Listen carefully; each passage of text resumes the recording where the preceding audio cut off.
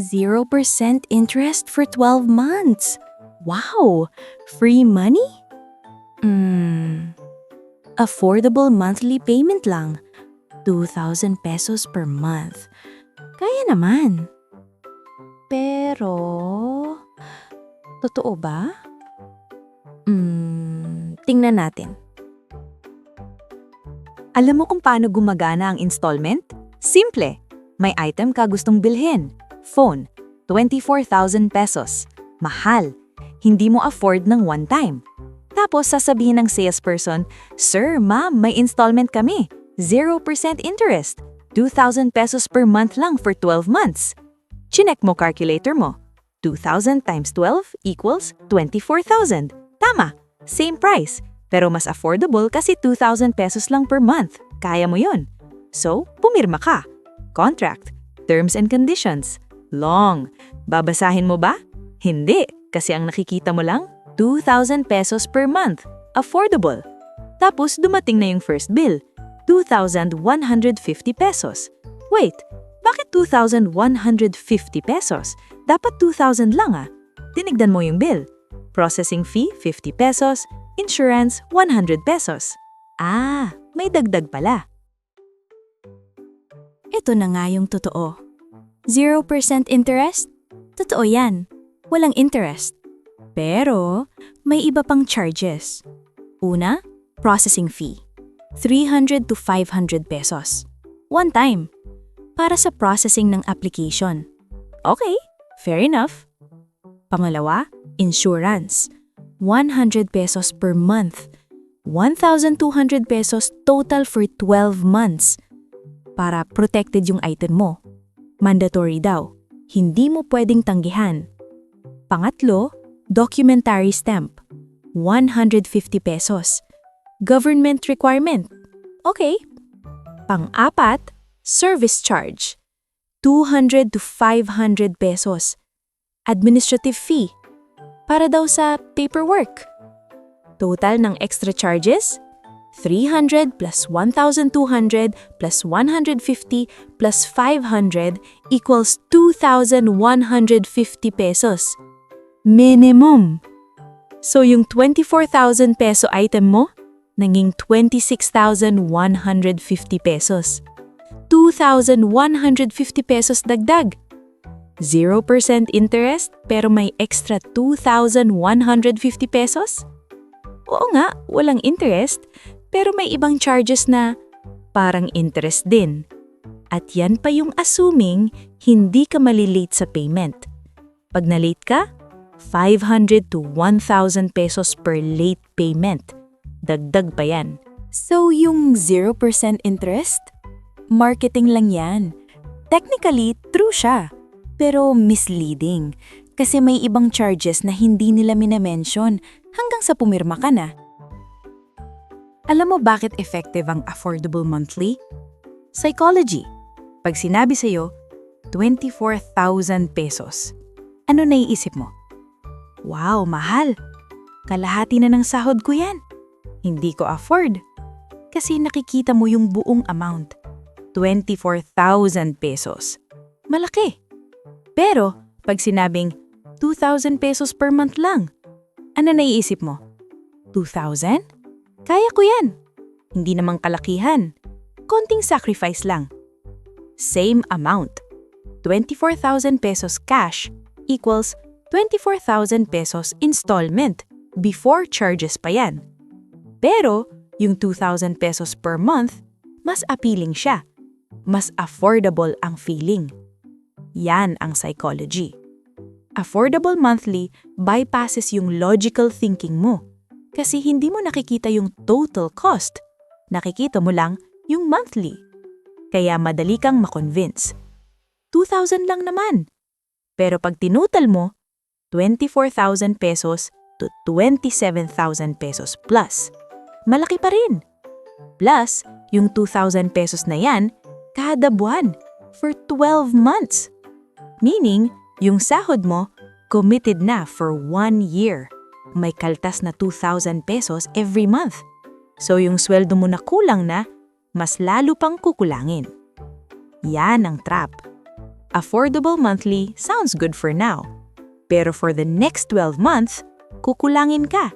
Stressed ka kasi may installment ka. At pag may emergency, wala kang extra kasi committed na yung 2,000 pesos mo.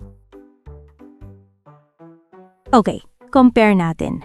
Cash, 24,000 pesos. Pay once. Done. Tapos na. Next month, free ka na ulit. Walang commitment. Walang kaltas sa sweldo. Installment, 2,000 pesos times 12 months equals 24,000 pesos. Plus, processing fee, 500 pesos. Plus, insurance, 1,200 pesos. Plus, doc stamp, 150 pesos. Plus, service charge, 300 pesos. Total, 26,150 pesos. Difference, 2,150 pesos. Yan yung babayaran mo para sa convenience, para sa affordable monthly. 2,150 pesos. Alam mo ang pwede mong gawin doon? 1 month groceries yan. 2 months pamasahe na yan.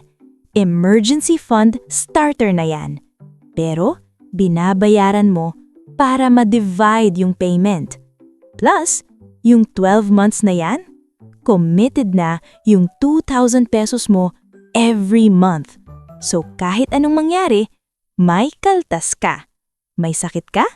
May kaltas pa rin. Nanakawan ka? May kaltas pa rin. Mawalan ka ng trabaho? May kaltas pa rin. Kasi naka-contract ka na. At pag na-late ka sa payment, 500 to 1,000 pesos penalty per late payment. So yung 26,150 pesos, pwedeng maging 28,000, 30,000 pesos.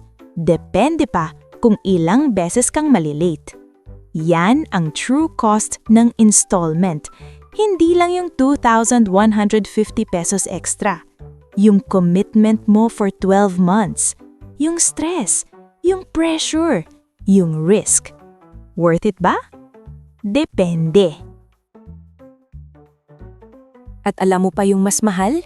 Hindi yung 2,150 pesos na extra. Yung peace of mind mo.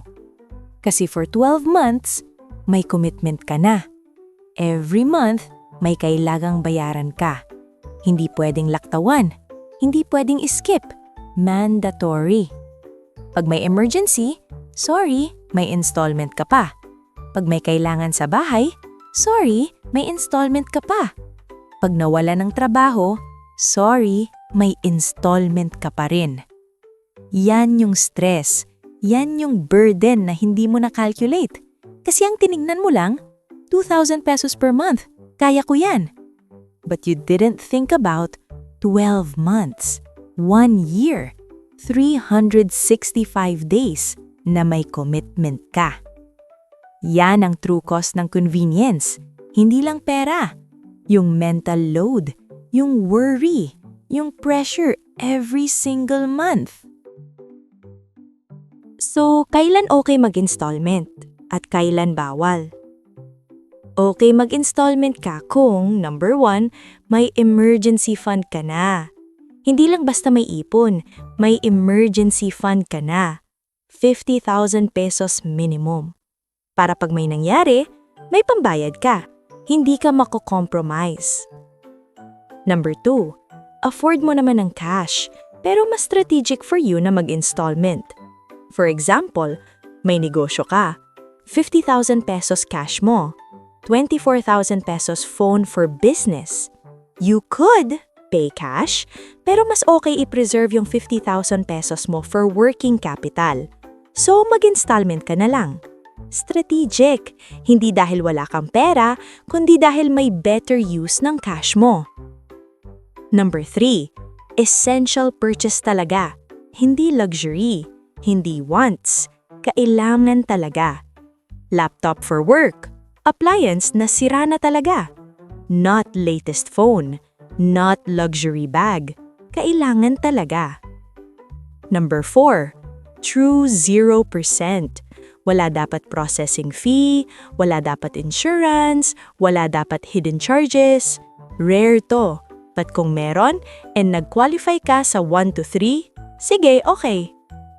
Bawal mag-installment kung number 1, walang emergency fund. Kasi pag may emergency, wala kang pambayad. Tapos malilate ka sa installment, penalty. Mas lalo kang mababaon. Number 2, kulang ang sweldo mo. Pag kulang na nga, tapos may installment ka pa, lalo kang maghihirap. Every month, stressed ka. Number 3, para lang sa wants. Latest phone, branded bag, luxury items. Pag hindi mo kailangan, huwag mong i-installmentin. Save ka muna. Cash mo bilhin. Number 4, may hidden charges. Pag sinabi nilang 0% interest, pero may processing fee, insurance, etc., hindi yan true 0%. Decline. Simple lang yung rule. Installment is a tool, not a solution to being broke. Pag wala kang pera, installment won't help. Lalo ka lang mababaon. Pero pag may pera ka na and strategic ka, pwede mong gamitin yung installment as a tool, hindi as a crutch. Hindi masama ang installment kung alam mo kung paano gagamitin, kung alam mo kung kailan dapat, at kung alam mo kung ano ang totoo. Pero pag hindi mo alam, pag basta ka lang pumirma, pag 0% interest lang ang nakita mo, matatrap ka. So next time makakita ka ng installment offer, tanungin mo muna, may processing fee ba? Magkano? May insurance ba? Mandatory ba? May ibang charges pa ba? Ano yung total cost? Huwag kang pumirma hanggang hindi mo alam lahat ng charges.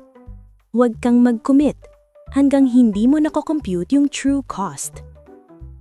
Kasi yan yung pera mo. Yan yung 12 months ng buhay mo. Yan yung peace of mind mo. Protect yourself. Read the fine print. Ask questions. Compute the total cost. Ako nga pala si Ate Karen. At kung natulungan ka ng video na to, mag-subscribe, i-like, at i-click yung notification bell. Kasi bukas, may topic ako about online lending apps. Mas dangerous pa to kaysa installment. Abangan mo. Hanggang sa susunod, think before you sign. Ito si Ate Karen. Caring for your future.